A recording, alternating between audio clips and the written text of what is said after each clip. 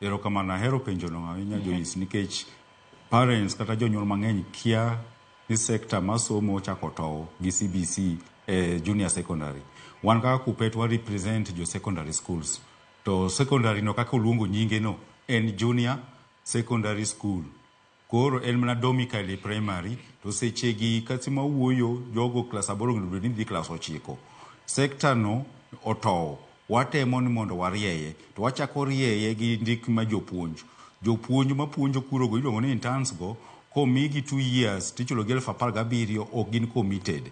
Mar ariyo ok en kata mshahara kende ma JSS. Wadwaro ni kosebedo employed PNP to idhi nyise ayanga ni in ni somo physics gi kwano, puonj physics gi kwano no. Onyalo kata tamre puonjo Kiswahili. To sani as we are talking, onego puonj ong'ini skunde ma JSS go, puonjo subjects ma no ki train.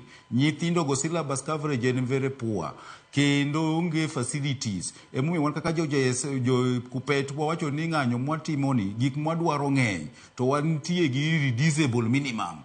Nikech ka nyathi dware no tim practical to onge practical e primary kanyo. Domicile primary yes to nyisa kata skul achiel man gi laboratory.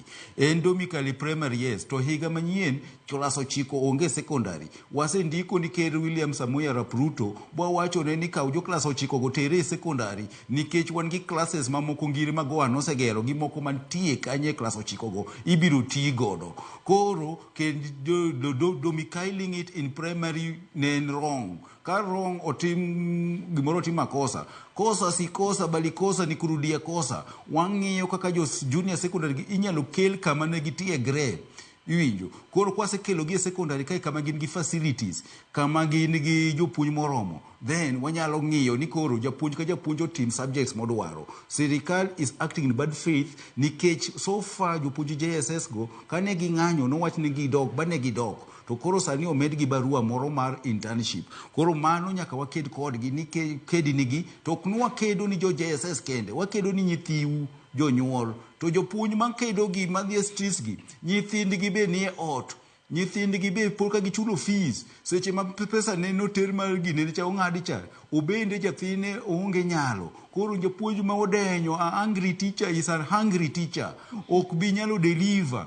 Koro wadwaro ni jotendwa ma e Kenya kae jo siasa wa madongo. Nyithindgi somo e skunde mabeyo to timo curriculum maoko nikech jopuonj ma puonjo curriculum maoko go are heavily motivated. Gima watemo kelo piny Kenya kae. To sector mar somo kochakre JSS nyaka mbalariany otow. Parents wa jonyuol wasani nigi nyithindo moko mosetiko class 12 to ok nyal dhi e university nikech gimiluongo ni banding. Koro ma en ng'anyo mar sector mar secondary kende to mar jo mbalariany be chiegni chako kata jo university be nyoseromo gi Ker be gidhi chako mar gi korka banding nikech parent onge funding, onge pesa. Iluongi e medicine to ok nyal dhi timo medicine nikech janyuol onge pesa. Koro ma be must change. Seche mwadwaro ni career progression ogol e secondary to ja mbalariany ma jatiegre cha be biro gonyo nikech gidwaro ni wach banding ni ogol wadok back to funding machon cha. Jo lecturers mek universities kata jok matiegre lakteche ka be gidhi ng'anyo. Constance Wasonga nosewacho ni gidhi ng'anyo. Watemo rieyo sector mar somo nikech en Kenya kende ma sector mar somo imiyo jatend migawo mamoko tomo somo.